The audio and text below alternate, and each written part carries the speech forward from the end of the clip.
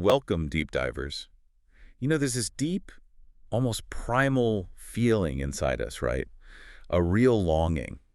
It's this desire for belonging, for coming home, for that incredible feeling of being forgiven, and for a kind of grace that often feels just huge, beyond what we normally grasp. It really is universal, isn't it? That Yeah. feeling cuts across everything. Culture, background, it's just human. Yeah, that pull towards reconciliation with others, with ourselves maybe, Yeah. and wanting that unconditional acceptance.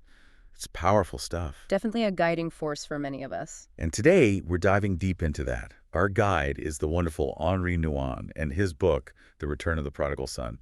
Such a moving book. Isn't it? We're basically looking over his shoulder as he gazes at Rembrandt's famous painting of the parable. And he uses it to explore grace, forgiveness, this whole idea of spiritual homecoming. And what's amazing is how he sees himself in all the characters. The wild younger son, the bitter older son, and ultimately that incredibly compassionate father. Exactly. He's so honest about it. Yeah. It just opens everything up. Nouwen's perspective is just such a fantastic starting point. And as we looked into it, we found this incredible wealth of insights from, well, all over the place that really echo the themes he's exploring. Yeah, like ancient texts, modern psychology. It all seems to converge on these core ideas Nouwen brings out through the parable. It really does. It builds this amazing picture. So that's our mission today. We want to unpack grace, forgiveness, homecoming, using Nouwen's journey with the painting as our sort of anchor. And we'll weave in these other perspectives to build, hopefully, a really rich picture. The idea is to help you navigate your own thoughts on unconditional love, finding your way back home in whatever sense that means for you. And hopefully provide some of those aha moments along the way. There's some really surprising connections. Absolutely. Expect to leave well-informed. Okay, let's dive in. All right. Let's kick things off with forgiveness. But, maybe not forgiveness as we usually think about it, more radical. Like in the parable itself. Yeah, The father's forgiveness, it's instantaneous. Well, Yeah. Yeah. He doesn't wait for the apology, does he? He just runs out, embraces his son. It's Totally is. And that connects so strongly with what we find in A Course in Miracles. Ah, okay. How so? Well, the Course puts forward this pretty transformative idea. It basically says forgiveness is not real unless it brings a healing to your brother and yourself. Wow. Okay, so it's not just about me letting go of a grudge. Exactly. It's way beyond just pardoning someone or saying it's okay. It has to be this mutual, deep healing process. So if one person is still hurting, or the connection is still broken, The Course would suggest, that true forgiveness, the really deep kind, hasn't fully happened yet. It needs to be a liberation for both people. that's a huge shift. It's not just me saying, I forgive you, while secretly, still feeling wronged or judging them. Precisely. Think about the father. Again, he doesn't just put up with his son coming back. He throws a party. He restores him completely. Yeah. And the Course pushes this further. It says to truly forgive, you must attest his sins have no effect on you to demonstrate they are not real. Hold on. No effect. How is that possible? The sin did happen. Well, it asks, how else could he be guiltless? And how could his innocence be justified unless his sins have no effect to warrant guilt? It's asking us to essentially perceive the situation differently, to erase the impact the offense has on you. So it's not denying the event, but changing my internal reaction to it, my perception of this reality or power over me. That seems to be the idea. By letting it continue to affect you emotionally, you're sort of keeping its reality alive, giving it power. To release the other person from guilt, you first have to release yourself from the feeling, the impact of being wronged. It's like dismantling the blame inside your own head first. Exactly. An internal liberation that then radiates outward. And it even redefines what a sin is, doesn't it? It does. It says, sins are beyond forgiveness just because they would entail effects that cannot be undone and overlooked entirely. If it were permanent, like an indelible stain, how could you forgive it? But then it flips it. Right. It says, in their undoing lies the proof that they are merely errors. Errors, not sins. So, mistakes.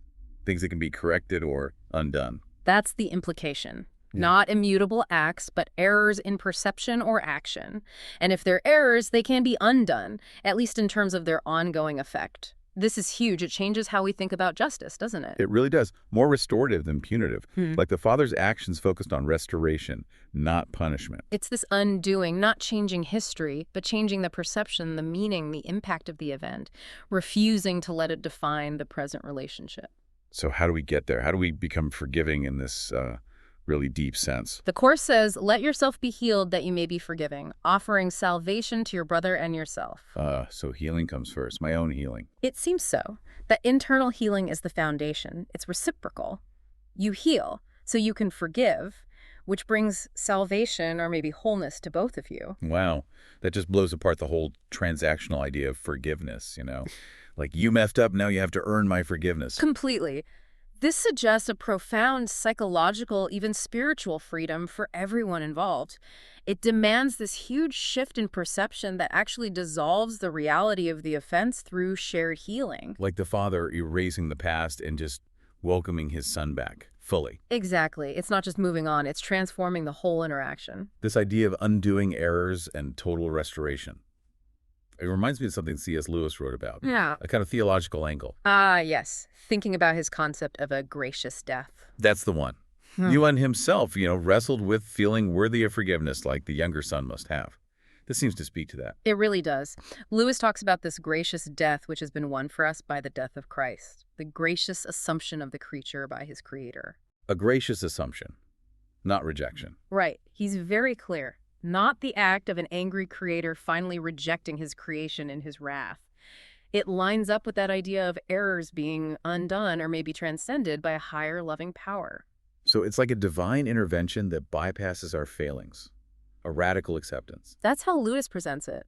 It's not about human effort alone achieving this undoing.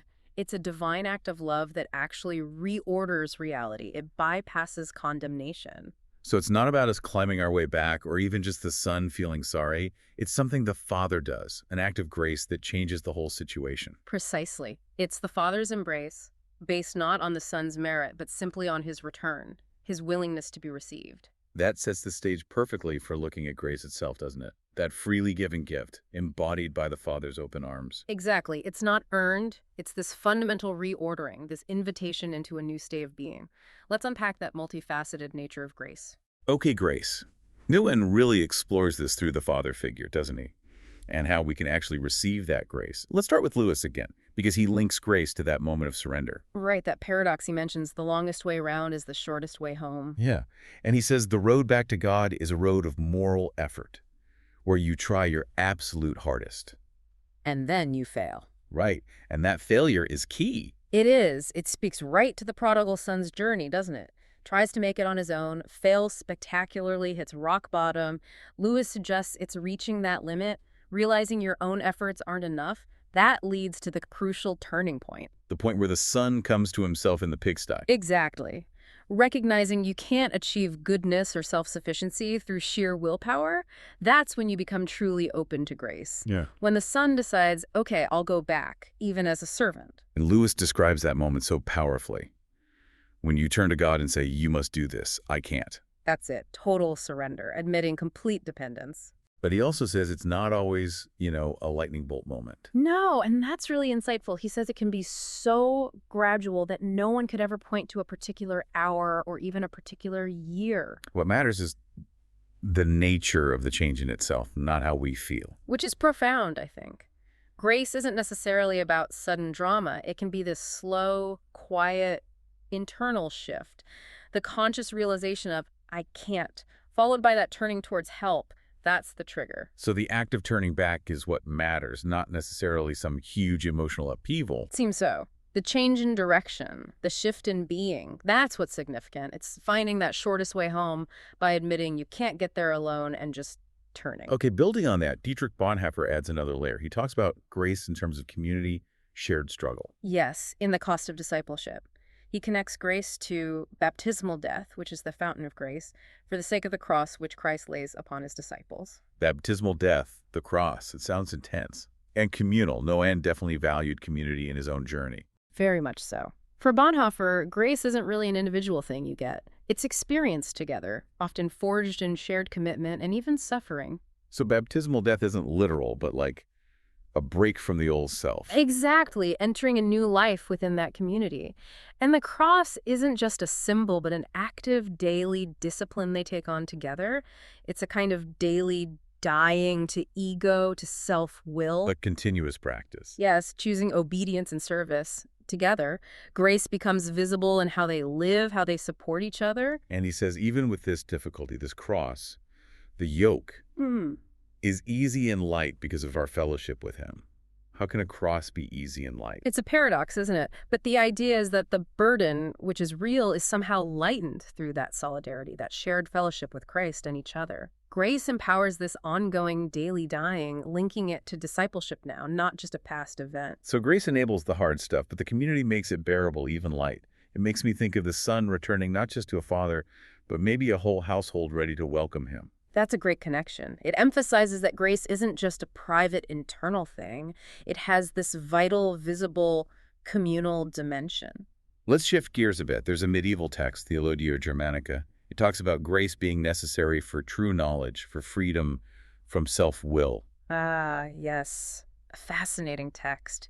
It hammers home the idea that man is justified by faith, and by faith alone. And that real spiritual life, the real treasure, you don't get it by studying. It only comes by grace. Which puts limits on our intellectual striving, doesn't it? Nouwen, even with his academic background, really understood this. Grace is the only way to that deeper spiritual life. Study gives you the map, maybe, but grace is the actual journey, the experience. Like knowing about the Father's love versus actually feeling that embrace. Exactly. And it defines disobedience in such an interesting way. Not just breaking rules, but when a man maketh some account of himself, and thinketh that he is, and knoweth, and can do somewhat, and seeketh himself in his own ends. That's the ego, plain and simple, isn't it? It's the I know best attitude. Totally. It's what sent the younger son off in the first place, thinking he could handle it all, seeking his own ends. And Theologia Germanica sees that as the root of disobedience, the ego asserting itself, its own agenda, instead of aligning with something bigger, a divine purpose. It's putting me first, which ironically often leads to suffering, right? Just like for the prodigal. And the contrast it draws is with Christ's nature, described as utterly bereft of self, a house and habitation of God, claiming nothing. A complete emptying of self. So the goal for us becomes to be as not in himself, having no will, and that the eternal will may live in him. That sounds intense. What does that look like practically? Well, the implication is that true obedience and maybe true freedom isn't about following external rules perfectly. It's about this internal alignment, the surrender of the ego's agenda to that eternal will. So it's not passive, but letting something bigger work through you. Kind of. Transcending the ego's noise, letting grace clear the way for that deeper alignment. It's the son finally dropping his pride and just letting himself be loved. Now, Catherine of Siena, the mystic, she brings in this idea of God's ceaseless calling. Grace is always reaching out. Yes, a beautiful perspective. She says God calls us ceaselessly, time after time, to approach him. And how? Through everything. Conversations of good people, sermons, good books, even sicknesses and trials, and prayer itself. It's like the father in the parable, always watching, waiting, calling him home. It really broadens the picture of grace, doesn't it? It's not just a rare intervention, but this constant, pervasive invitation woven into the fabric of life, in the good times and the hard times. Even sickness and trials. She calls them a favor from God, the effects of his mercy, and the means which he employs for their salvation.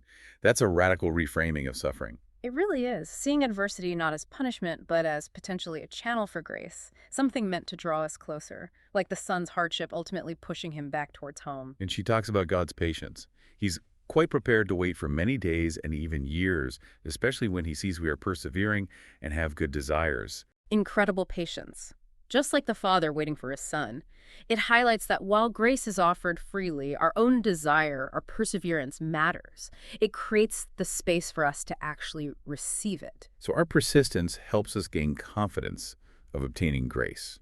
It's like a dance between divine initiative and human response. Beautifully put. Grace is always there in everyday life, in challenges, but we need that patient, receptive heart, that perseverance to truly connect with it. Okay, one more angle on grace from the Bhagavad Gita. Here, grace seems linked to devotional service. Yes, bhakti yoga. The text says, only to those who are always engaged in devotional service out of transcendental love does he award the pure knowledge of devotion in love.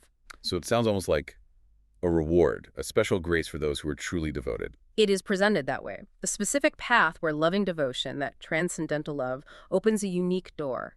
It contrasts this with purely analytical approaches like, say, Sakya philosophy.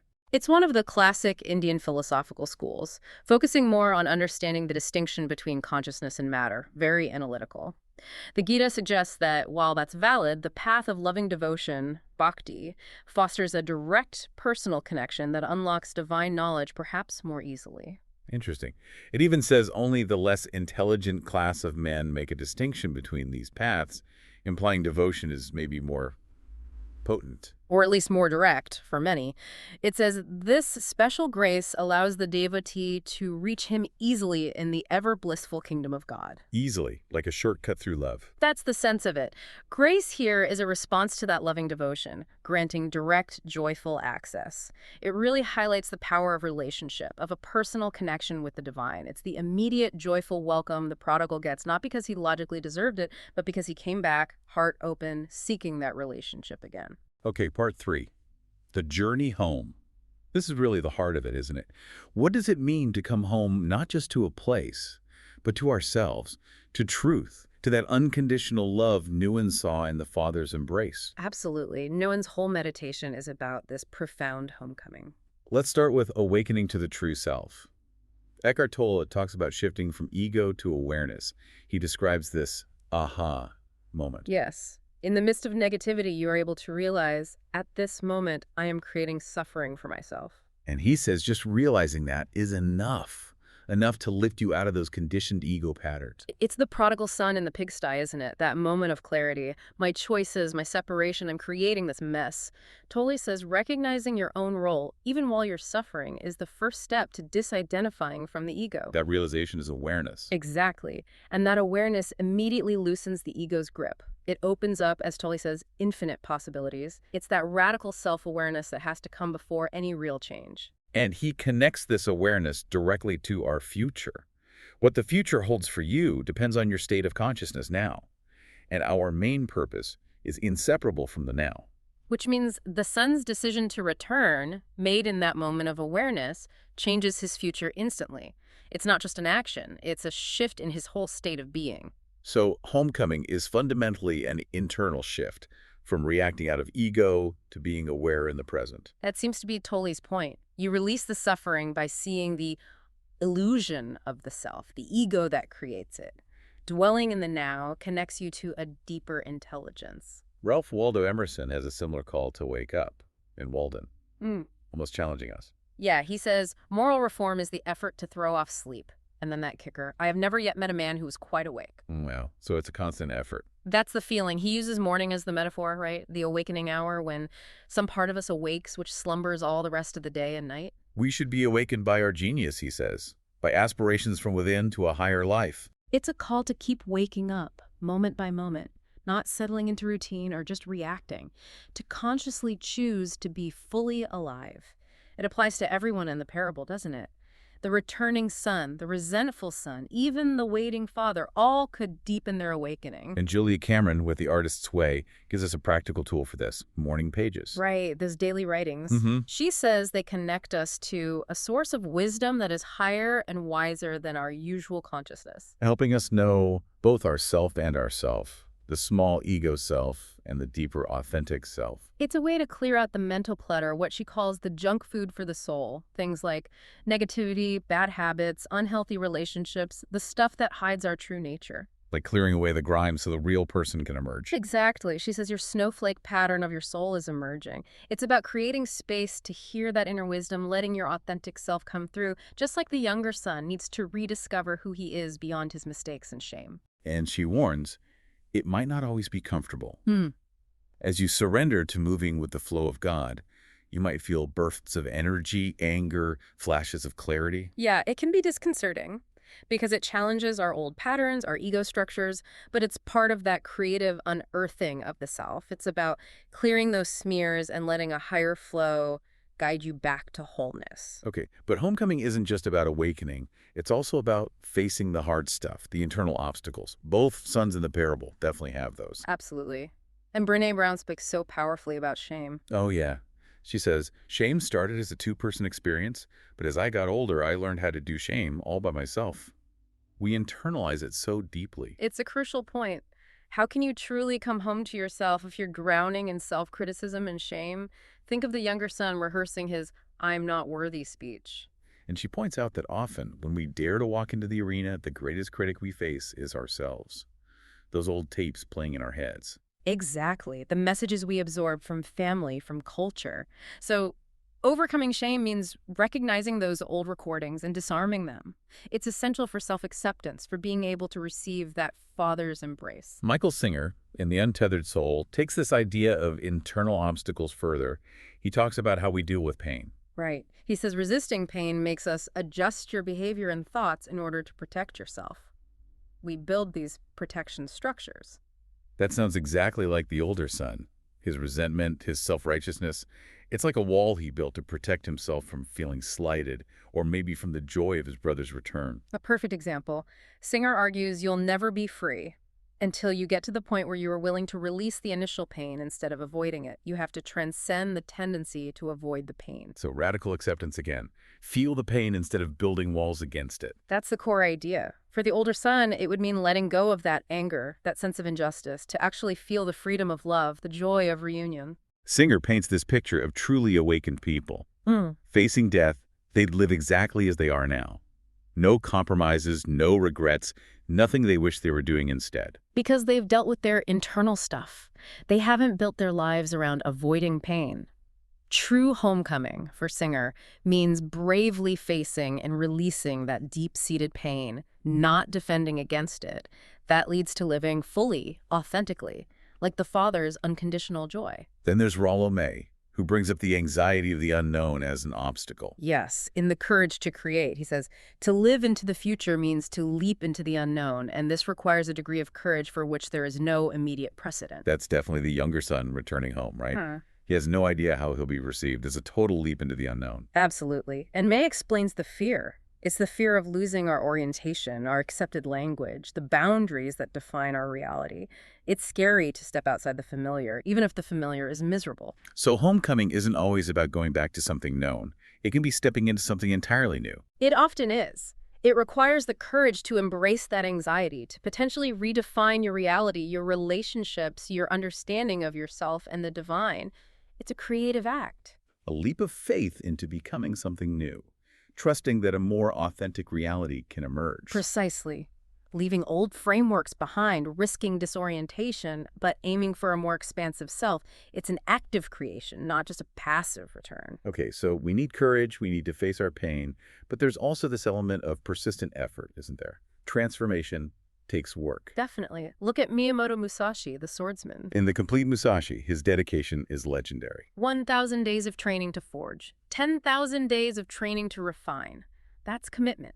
And while it's about swordsmanship, it applies to any deep transformation, including the kind Nouwen describes in Grappling with the Parable's Figures. It's about mastering the internal self, not just external skills. Exactly. He also talks about knowing 10,000 things from knowing one thing, deep understanding through focused practice. And that relentless call, seek victory today over the self of yesterday. Tomorrow, conquer your shortcomings. It's a daily battle, isn't it? A lifelong discipline. Consistent effort, self-reflection, incremental improvement, mastering the internal self.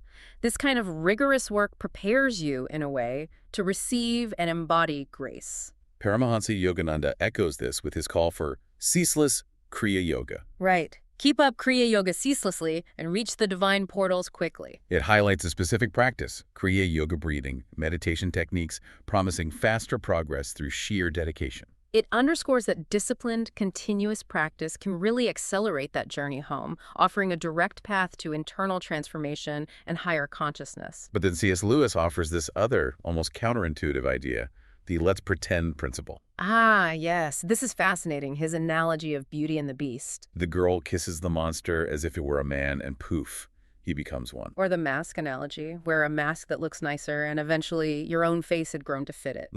Acting as if, even if you don't feel it yet. That's the idea. It suggests transformation doesn't always wait for an internal feeling. Sometimes you enact the desired state, you practice being the person you want to become, even if it feels like pretending at first. And the outward action gradually changes the inner reality. It seems so. It's a powerful, maybe paradoxical tool for growth, a proactive way to step into homecoming, to become the person who can truly receive and give grace. It helps bridge the gap between who we are and who we aspire to be. Okay, finally in this section, let's talk about cultivating presence and connection. The father in the parable seems the embodiment of unwavering presence, just waiting. Absolutely. And Pema Chodron speaks beautifully about resting in the immediate present.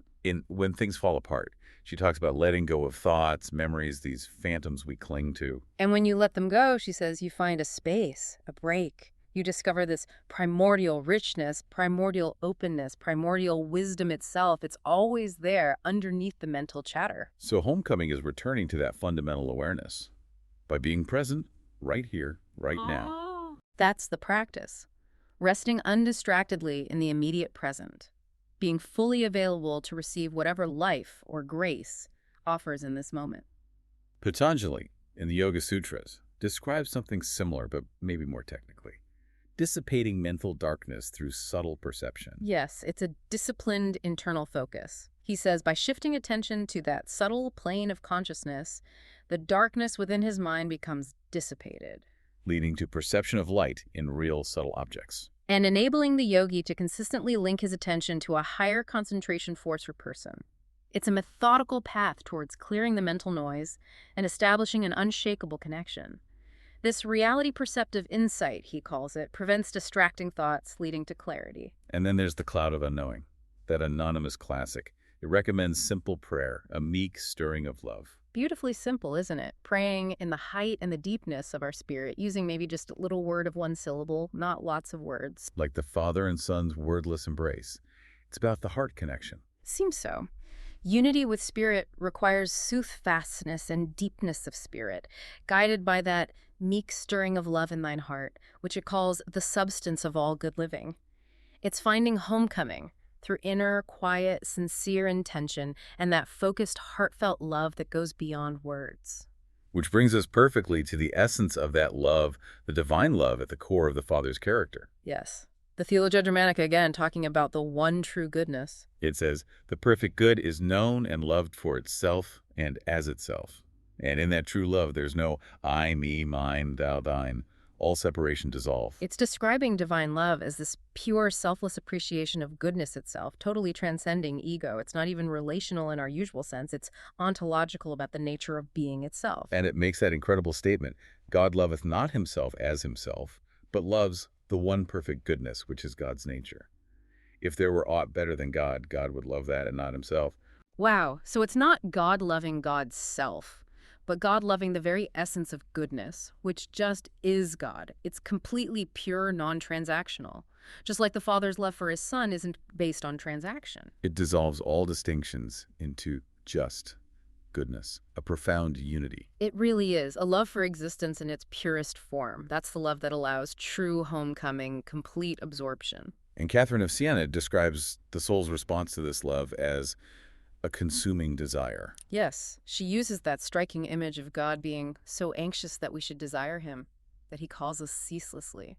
And when the soul hears this call, it feels this grief of separation, wanting to respond immediately. This longing creates tremendous desires to serve, to connect. It shows the intensity of it. Divine love isn't just gentle, it's this powerful, consuming force that inspires an equally intense longing and dedication in return. It's the yearning that pulls the prodigal back. Making the whole journey of devotion an expression of that love. Dynamic dance between God's call and our response. Exactly. The Father's open arms, the Son's long journey home, it's all part of that dance of longing and acceptance, called forth by this consuming divine love. So we've covered a lot of ground today, really guided by Henri Nouwen's deep reflections on Rembrandt's painting. We started with forgiveness. Seeing it through A Course in Miracles as this profound healing act, something that has to heal both people to be real, where sins are reframed as errors that can be undone. Just like the Father's embrace undid the Son's past, restoring him completely. And we saw how C.S. Lewis's gracious death idea fit in forgiveness as a divine act, reordering reality, bypassing condemnation. Then we explored grace, mirroring the Father's boundless love, Lewis's shortest way home, through surrender at our limits. Bonhoeffer's grace found in community, making burdens light together. Theologia Germanica showing grace freeing us from self-will, aligning us with a higher will for true insight.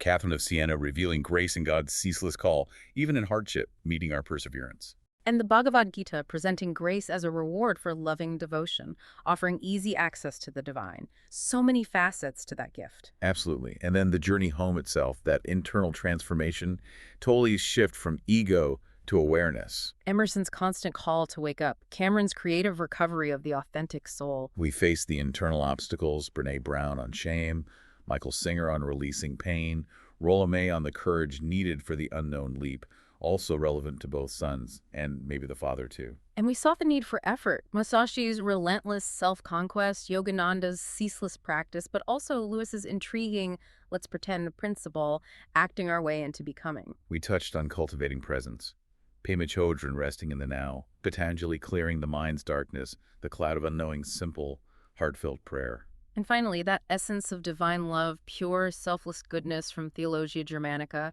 and the soul's consuming desire for it, as Catherine described, the very love that draws us all home. Looking across all these different perspectives, amplified by Nouwen's very personal journey with the painting, there's this clear thread, isn't there? There really is. The journey back to our true selves, to God, whatever you call it, it's fundamentally an internal transformation. Less about a physical place, more about what happens inside. Yeah, it's about that willingness to let go of illusions like the younger son had to embrace vulnerability, to make conscious choices, and to open ourselves up both to divine help, that grace, and to the hard work on ourselves. It requires both surrender and effort, it seems, vulnerability and discipline. So here's a final thought for you, our listeners, to maybe mull over. It's from Musashi again, his water scroll. The deepest water has a sparkling hue of emerald green. Evocative. What if true spiritual homecoming isn't just about getting to some final destination? What if it's more like a continuous deepening dive into that clear, pure essence of our own being? Like diving into that deep, sparkling water, a wellspring of wisdom, of unconditional love inside us that mirrors the divine love we've been talking about. Always there, waiting to be known more fully, always revealing new depths. That's a beautiful image. Homecoming not as a rival, but as an ongoing discovery, diving deeper into that infinite love within and without. Something to think about as you consider your own journey, maybe seeing parts of yourself like Nouwen did in the younger son, the older son, and perhaps even the compassionate father. Thanks for joining us on this deep dive. Yes, thank you. See you next time.